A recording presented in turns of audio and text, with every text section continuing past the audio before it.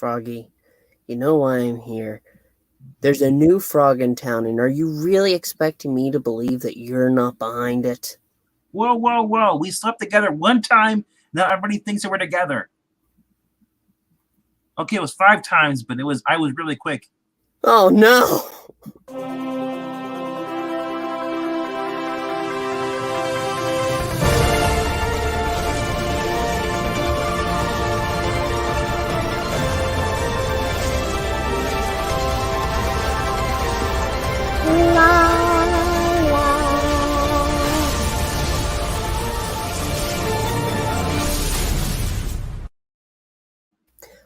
Hello, everyone. My name is Puppetine from the Geeky Puppet Show. Hello, everyone. My name's Froggy, or the Complex Frog. I was going to introduce you in a second. You know, I can introduce myself. Yeah, okay, but you're not the owner of me. But I'm the owner of the channel. Ta-da! Are you sure? I thought YouTube owned this channel. Well, yes, but exactly. But if we are legally wrong about anything, I'm the one who gets in trouble. No, you don't. Yes, I do. Why would you get in trouble? Because I'm the owner. You haven't committed murder on the channel yet. Yet. I'll see you backstage. Anyway, we need to go ahead and get talking about this episode of The Flash. Yes. Why? Well, because we are here for it. For what? For what? Yes, the new episode of The Flash. Exactly. And we were kind of teased with this one because guess who's back? Back again. It's Dhawan. Dr. Light and Sunshine are back too. Oh, Dr. Lightgun, you mean? Yeah, it's not really Dr. Light. They bastardized the female version of Dr. Light and turned her into a villain. Well, Dr. Light is Dr. Light, the guy in Titans, is a villain, but the female was part of the Justice League International, or was it Europe? One of the two. Regardless of this, yes, you're about on. Tom Cavanaugh is back in this episode, baby, and he just outshines everyone, including Grant Gustin, because even though he only has like 5 minutes. You know what? I could look at him for more than 5 minutes. I'll just keep on repeat. I'm thinking about him right now because he is a handsome devil, and he is the better actor. And who also is a better actor? Who's coming back next episode? Calm down. We'll the original Flash or Reverse Flash. Oh, you spoiled it. It's not spoiled. And plus, I'll save it for the end. You know what though? This is a spoiler episode review. Yes, but if you were afraid of spoilers, there's a time and place, Froggy. Yeah, on a spoiler show. But this episode doesn't even really deal with the Flash because he ran to what is it called? Leon Yu? You haven't even said it in forever. Dead Oliver Queen's prison planet for basically for prisoners who are illegally kept off the grid. Yep, and the guy from the 35th century, whatever century he's from, 31st, I think it was. Or there was a 25th, probably 20. I think it was 25th century. Now that I think about it, who cares? He still has rights. Yeah, a little bit.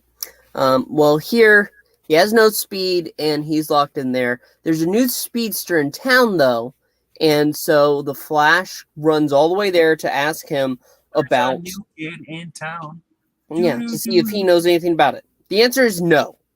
So it's all wasted. There's nothing there for us. But that's not true. He points out to Barry and says, you know what? You were a new speedster in town. You ever think that maybe this person doesn't have control of their powers? That's why they're hiding? But Barry tries to goad him, though, basically saying, well, you've been replaced on. He's like, I'll never replace. And this is great because Tom Cavanaugh really brings the character from the comic book pages out. Because remember, Thawne is obsessed with Barry Allen. He's obsessed. He's like he wants Barry all to himself, and I love the little tyrant he does. That's behind the cage. He is like, no one will ever replace me. Only I know you. It's like wow, he's really really obsessed. And I just love that they actually keep that part. They may screw up everything else on the show, but Tom Cavanaugh's Earbud Thawne is spot on always. Well, I always love seeing him. And Yeah, that's one of the that's reasons true. why we both love having him on the show, because when he does Earbud Dawn, holy crap, does the show get better.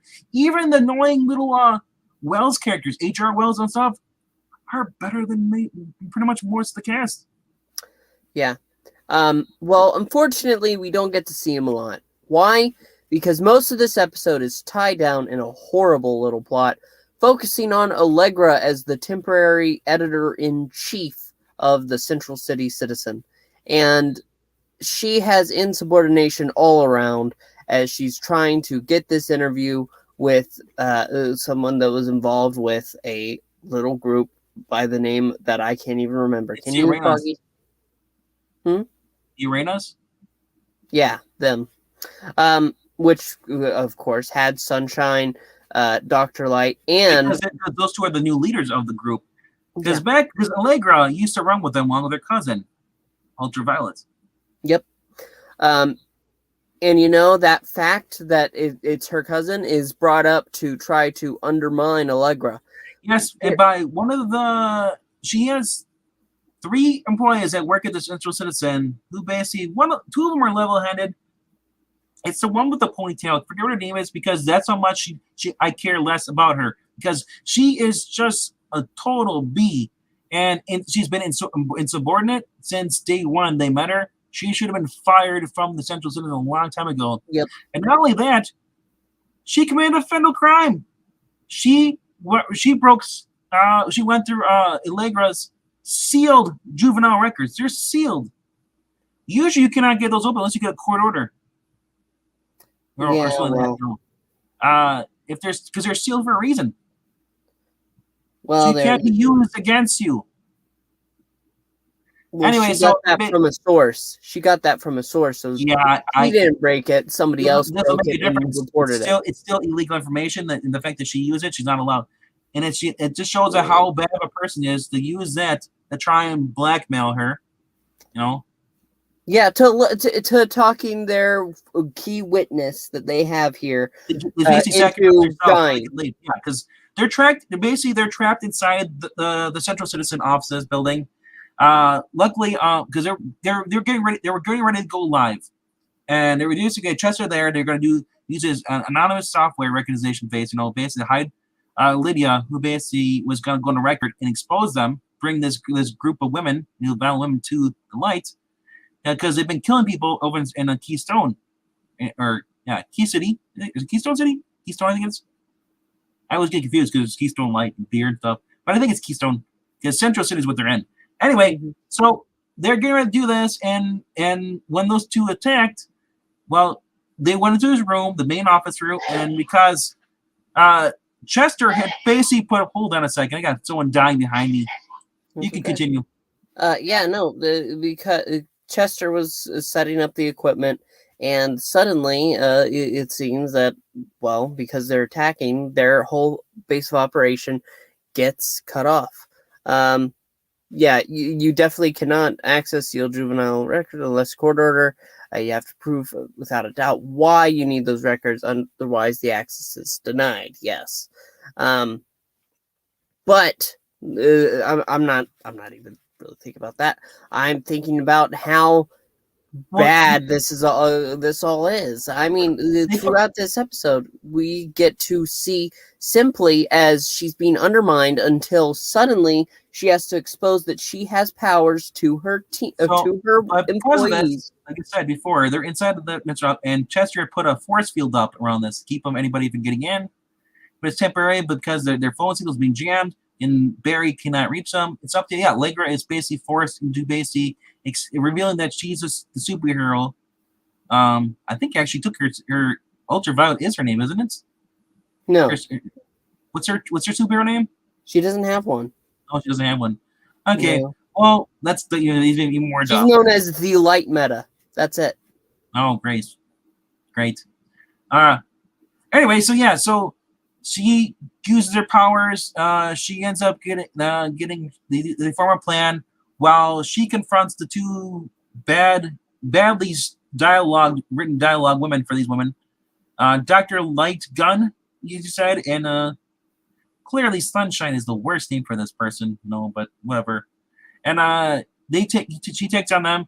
Well, Lydia is being interviewed, and it goes live. She exposes the real names of these two meta villains. So now they're screwed. Because of this, the police froze those two people, the ladies' bank accounts, so they're screwed. And there's APB out on them. But anyway, Dr. Light ends up shooting her in the side, Allegra. So Allegra uses her powers, ultraviolet radiation, powers, to heal herself, to keep herself from dissolving from the light, which I thought was kind of cool. And then she goes Captain Marvel. She uses her powers. She covers her up in body armor. She literally goes Captain Marvel supernova. And when she glows like that, she floats in the air, and then she just uses her powers and pretty much yeets the one girl, Dr. Light, over her desk. And then Sunshine, who has the ability to teleport, change the light and teleport, she basically yanks her off the ceiling, throws her through a table. Yep, and then yeah. And just when she's about to, the villains are getting their second wind, it's revealed that on TV that they're too late. And Allegra says, "You know what? You're screwed. You have nowhere to hide now. Yep. It's like you're free to go because you have nowhere to move." So she lets the villains go. They leave. There's vowing revenge. Blah yada yada yada. Barry, finally. Let's get to this is the real important part of the episode. This is the part, right, and I just want because I really want to talk about this. Go ahead. What's her name? Is actually basically Barry looks for the new speedster at Ivo Labs. Yes, you remember Dr. Ivo? Guy who created Amazo and Red Tornado. I think he created Red Tornado, right? I'm not sure. Don't quote me on that. Quote Palpatine on that. I didn't say it. You did now. What's her name? Basically, yeah. So he goes and he meets the speedster there, and the speedster obviously is a woman, has the face mask of her. So we have no idea who she's recovered. She reveals that she basically was returning the battery that she built herself. Because Barry said, he's like, as the Flash, he basically said, hey, it's kind of weird that a meta would return something they stole. She revealed that she built it, that she works for Fast Labs, I think it is. What's the name of her company? I can't remember what it was. Fast Track Labs. Fast Track Labs. And this is where we get the Joshua Williamson character introduction, because this is none other than Dr. Meena Dhawan. Yep. For those who remember who she is, during the Lightning Storm, during the very first arc of Joshua Williamson's 2016 introduction to the Flash Rebirth, she basically was working for S.T.A.R Labs, experimenting on that, negative Speed Force energy, becomes a love interest for Barry Allen, because at this point, Barry Allen was not dating Iris. And, so she eventually becomes a villain, because she was working with the company, Blacklight, I think it was? I can't remember. From last season, the one that was working with Eva.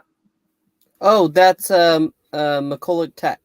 McCulloch Tech, but other ones as Blacklight. No, the forces, the gangs. Remember the ones that were trying to steal it? The technology stuff. Yes, I remember that. Well, the cops work there, so they leave it there, and at the end of this episode, you see that her and Barry. Barry says, he's like, he doesn't reveal. I'm waiting for this. He's gonna reveal it. I'm Barry Allen. Because he does it to every single person. It bites him in the butt. So basically, the Flash basically says, "I'll train you because I know what's like. When I started out, I just want to mentor me. I'll be your mentor." And she's like, "Wait, what?" Because her powers are temporary. They were created through her lab. So basically, and he says he's going to train her, and they kind of have a moment there, kind of like a flirtatious moment between the two of them. Iris is missing, remember? Yes, she's still missing. Very cute on Iris. Dun. Red Tornado was created by T.O. Morrow. Yeah, I saw that. There you go. And that's it for this episode. Yeah, and I'm excited for the next one. We get to see. There was actually, there was a Joe West, right? Joe West was in here for like 5 seconds. Where? When he went to Barry. Didn't he talk to Barry? For what? About No. the speedster? I'm pretty sure he was in it. If not, that's really dumb because I'm pretty sure Barry was in this. I remember him talking to Barry. You know, Barry had a question about stuff, and He then wasn't in it enough for me to even register it, so that's Barry. how little he was in here. Oh yeah, I guess so. Yeah, Joe. Yeah, so Joe West wasn't. Yeah. I'm going to have to take a minute and say I'm just so tired. They did the bare minimum to call this show The Flash. It's very tiresome. Well, yeah, it's a watered down, cheap imitation ripoff of this. Yeah. All their ideas come from the comic books, and they basically said, you know what, that's too hard. It's too complicated. Yep. Well, just do the bare minimum. It's Yep. run by Valley Girls. It's very upsetting. But we want to hear your thoughts, so make sure to list those below. Also, subscribe and like. We're going to be covering the rest of the season.